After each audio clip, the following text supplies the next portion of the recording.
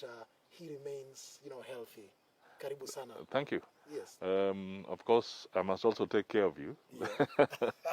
But I'm happy to be with you, Toksin, and I'll be glad to share my comments on sports. I'm a lover of sports. Sure. I enjoy sports, and it would be good to be able to exchange some ideas on this.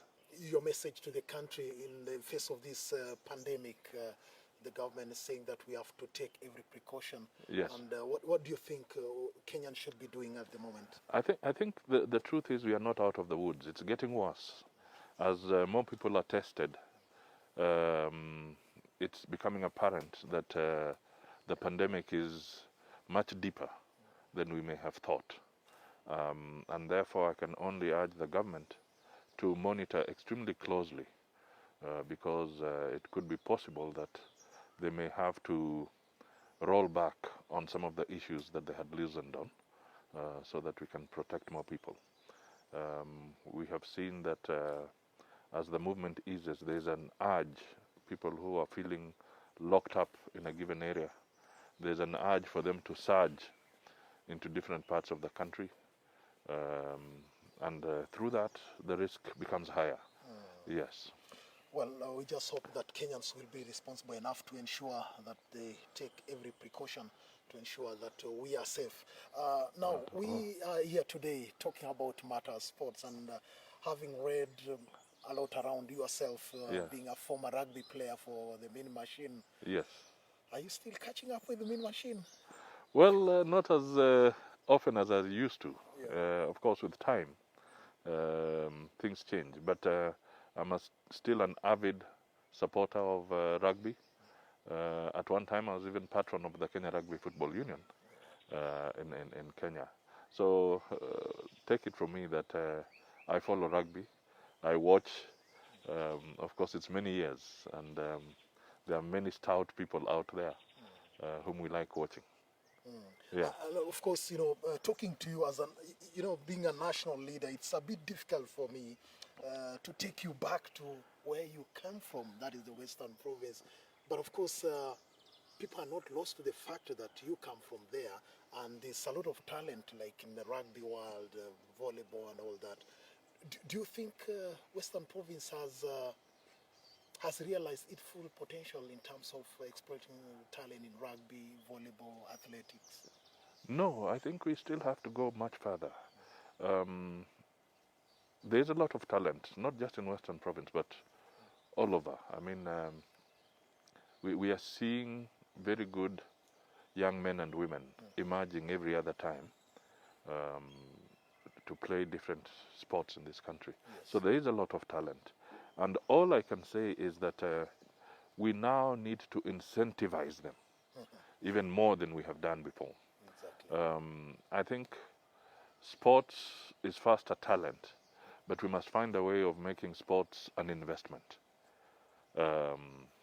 venture, so that as the young people participate in the sports, can it be transformed seriously into an income generating activity, into an investment, so that even as one's talent wanes, because one thing about sports is it has a certain shelf life. Yes. You're very good within a certain age bracket, and up to a certain point, you have to give way. But we need to find ways of having programs where these young men and women can also be part of a futuristic approach, so that if they were good between this year and that year, how can they be advised? What kind of investment skills are we putting into them? Exactly. So that as they give way, because nature is taking its toll, the resources that they have earned or they earn over that period can then be put to good use, and it can become a sustainable investment venture for them. Yes. Yeah, that is I think what we need to encourage. And especially, looking at you, you are, of course, because of your stature in this country, you are president in waiting, of course. Yes. And would you think of, having governors, come up with the policies that would enable this talent, come through and make sure that they invest in it at the county level. Yes. Yes, it would be. It would be important. You know, the whole issue of sports and investment in sports is something that we have not taken seriously before. Yes. And on this, I must also say that even during my time, because it was not seen as a priority when we are serving in government, the same way it should be now, the level of commitment may not have been as it should have been. Yes. But that is not a permanent situation. We can change that.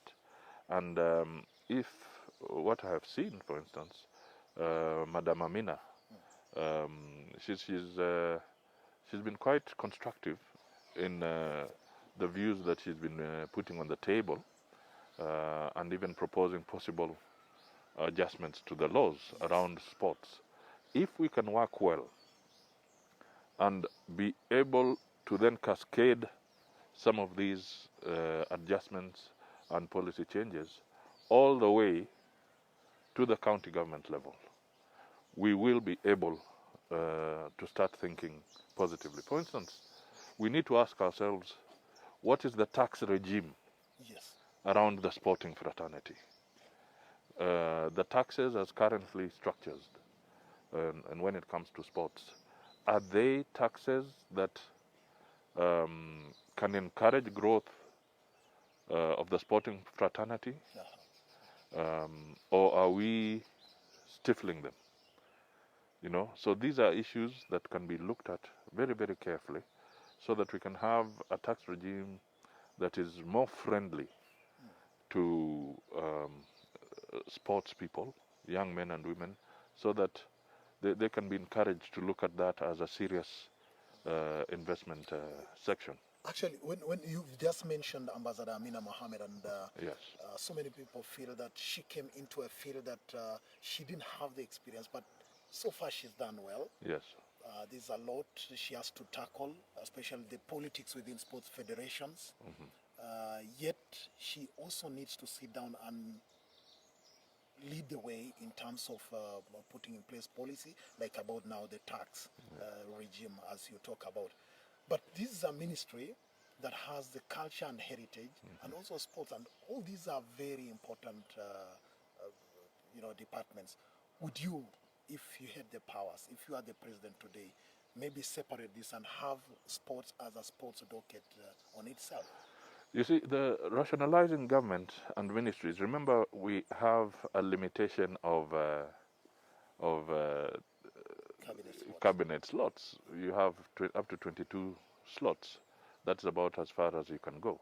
So when you're rationalizing government, you must look for what you would call linkages that can be put together carefully. So I think what we'd be looking at is not necessarily whether the Ministry of Sports is a standalone ministry.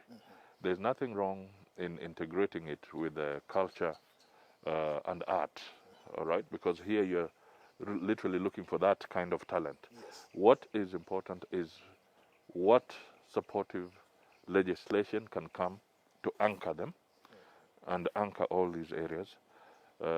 What kind of support can you give to these younger people when they're looking at their talent? And if there's going to be a taxation regime, we must look at it and say, is it a taxation regime that is crippling young people? Yes. Or is it a taxation regime that is allowing them to be able to thrive and do their business? Also, they need protection. Yes. Because you could also have a situation where if it is not well done, the young upcoming sports people can seriously be exploited by their so-called managers or handlers, or some of the people who come in as scouts. Yeah. We have seen some very crafty fellows who get in, and before the young man or woman knows what has happened, they have been made to sign into a very complicated contractual arrangement, and all their sweat is then actually feeding somebody else as opposed to them. So these are issues that we could look at. For instance, even you could have a special legal team set up by the government or supported by the government, which can then help young people to enter into contracts, and those lawyers can be trained to make sure that they are safeguarding the interests of the Kenyan sports people or talented people. Yes, if you are joining us, we are live at the Musalia Mudavadi Center here at the Riverside Drive, and we are talking about sports chat. We're tapping into the knowledge and the experience of Musalia Mudavadi, the Amani National Congress leader. And we are going to take a short break, and when we come back, we continue the conversation. We look at the infrastructure, what he has to say about infrastructure. Infrastructure has a direct bearing in talent development and identification. Now you look at places like Busia. There used to be a team called Busia Simba, by the way, in the Kenyan Premier League, but I think it's now defunct. Yes. Yeah, and would you say that it's now urgent that all leaders must come together and make sure that such places like Busia have proper infrastructure? Yes, they do. But let me tell you, one of the experiences that people may not know about myself is that apart from being a staunch supporter of AFC Leopards, I was actually involved in having the first professional football team in Kenya, and this was the Volcano United. You mean it? Yes. Volcano? Yes, I was one of the founder members of Volcano United. I didn't have that. And when one of the things we found then was a lot of resistance from the established soccer management structures in the country at that time, because they didn't want to go professional. Now, that to me remains a big lacuna in Kenya, particularly if you're talking about soccer and maybe other areas.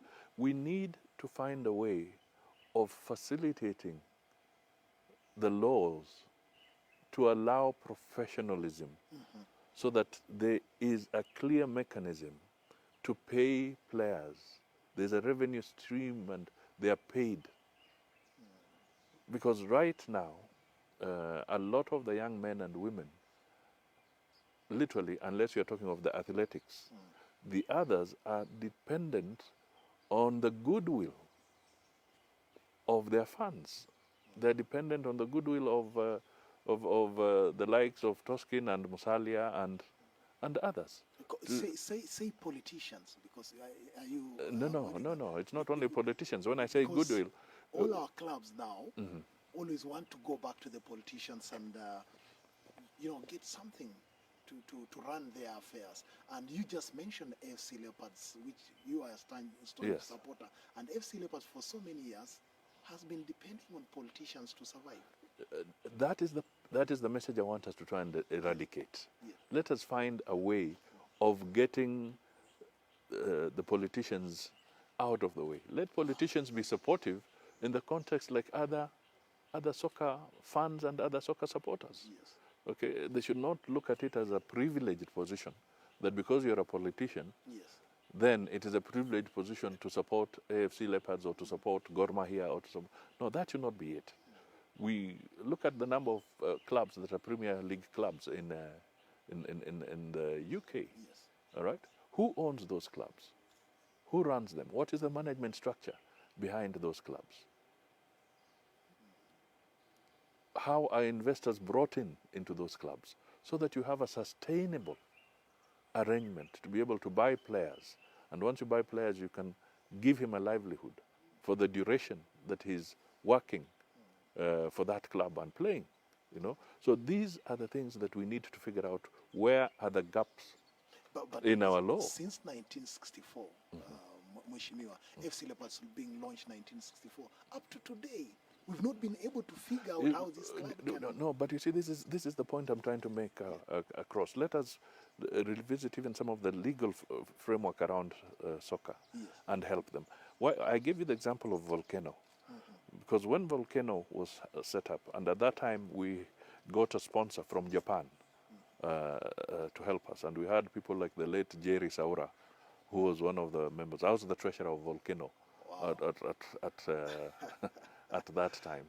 And believe you me, the year that Kenya went highest in the All Africa Games 87 at Kasarani, Yes. do you know 5 of the players who were playing for Kenya were actually from Volcano? I remember Volcano came with a lot of force. I think it Yes. was Motokura, the company from Yes, Japan that yes, came on yes, board here. yes. So this is the point I'm trying to put across, that we need to go a notch higher.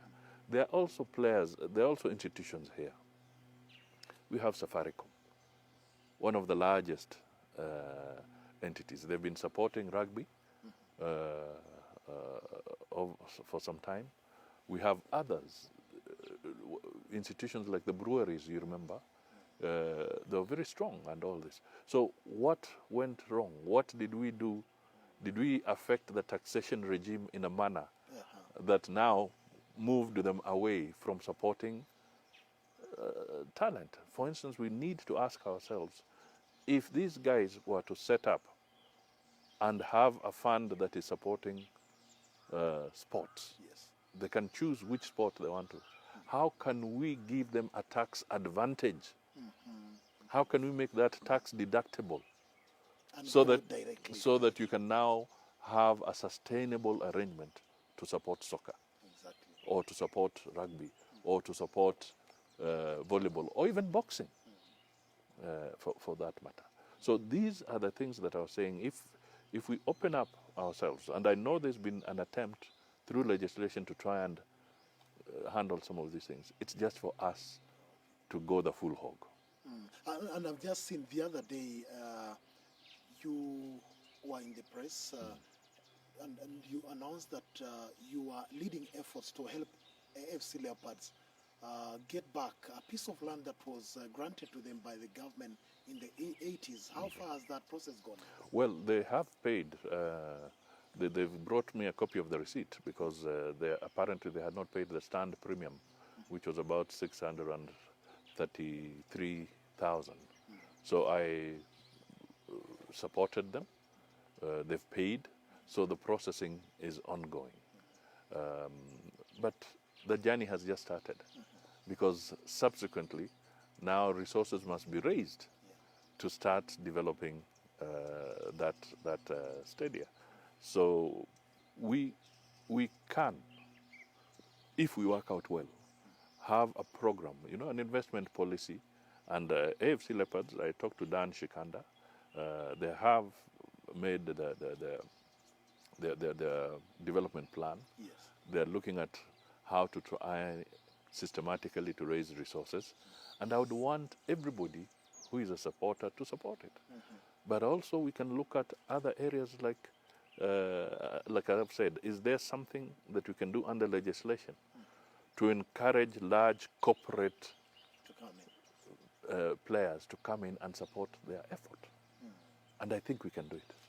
One of the questions that fans keep asking me is that the leadership from Western Province, and make no mistake, FC Leopard is a national team, and it has support from Northeastern, Central, but then they keep asking questions about the leadership from Western Province, that it has not done enough to ensure that this club walks on its feet.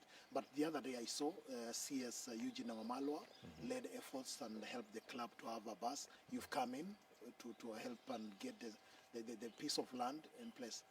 You strongly believe that the politicians can lead this process and help this club to work? No. Politicians, this club and its journey and its future must first begin with the management of the club. They are the ones who need to have a strategic plan, define it, and promote that strategic plan so that there is a buy-in from all Kenyans who love the game and who support the team. That is where we should be going. I can tell you it is not sustainable to imagine that a politician or two will underwrite any club in this country. I'll give you an example. when I was patron of AFC Leopards, I remember those days. I used to pay salaries for these players. And I can tell you it was not easy. You know, they have families. They have to pay rent. They have to feed those families.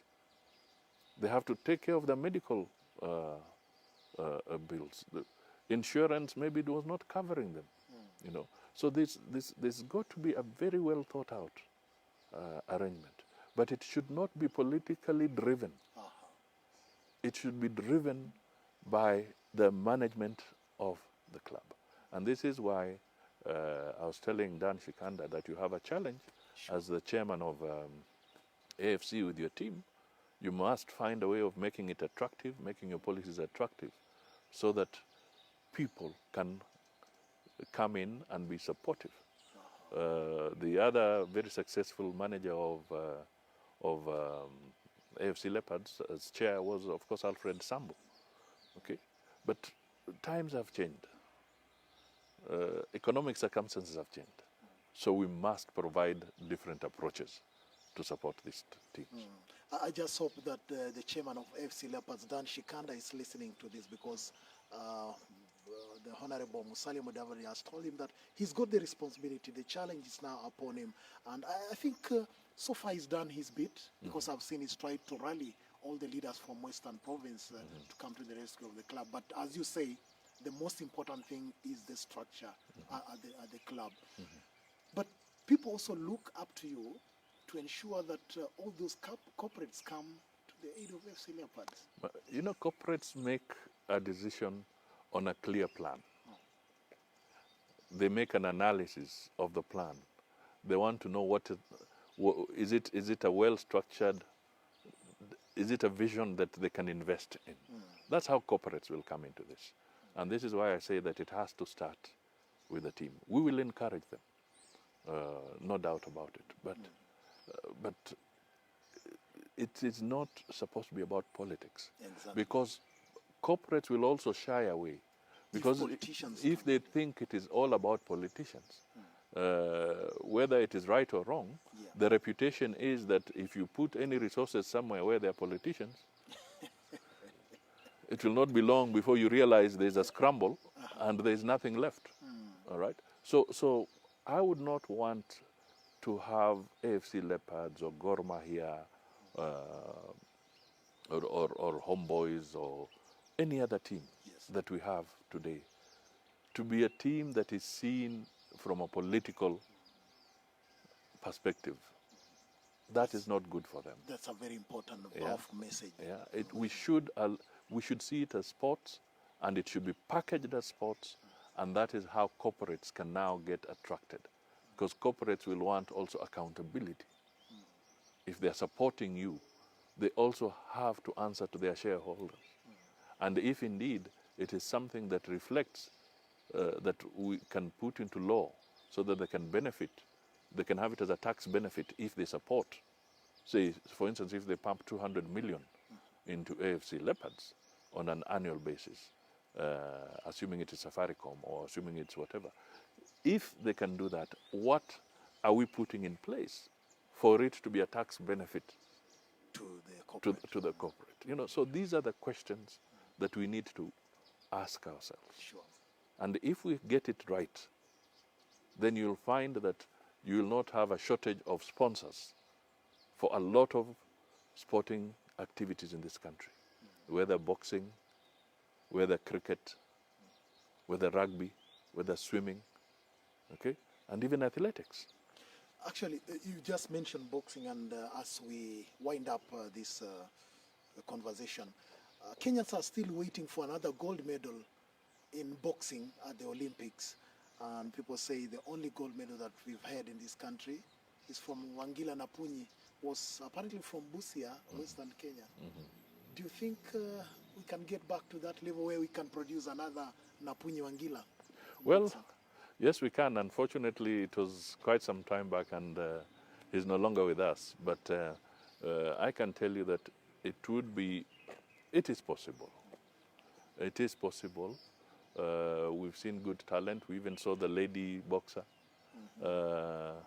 Those Congestina, Congestina, those Zarika, Zarika. So we can produce this, and even there were heavyweights like Kasamba. Kasamba and even Ruben Dolo. Yes, Ruben Dolo yeah. still has the build, but I don't know whether he has the flair anymore, but he's there. So when you look at it, you can get these guys, we can nurture them. And as I said, the sky is the limit. It's just that I would encourage the Ministry of Sports to work more aggressively, so that they can have a bigger share of resource allocation from the national budget to help them activate the talent that is lying out there. Mheshimiwa, it's been a pleasure, talking to you, picking up some, nuggets of wisdom of what needs to be done to ensure that sport is productive for our Kenyan youth. Right. And we just wish you well, so that when you are at those positions, you'll be able to put in place those policies.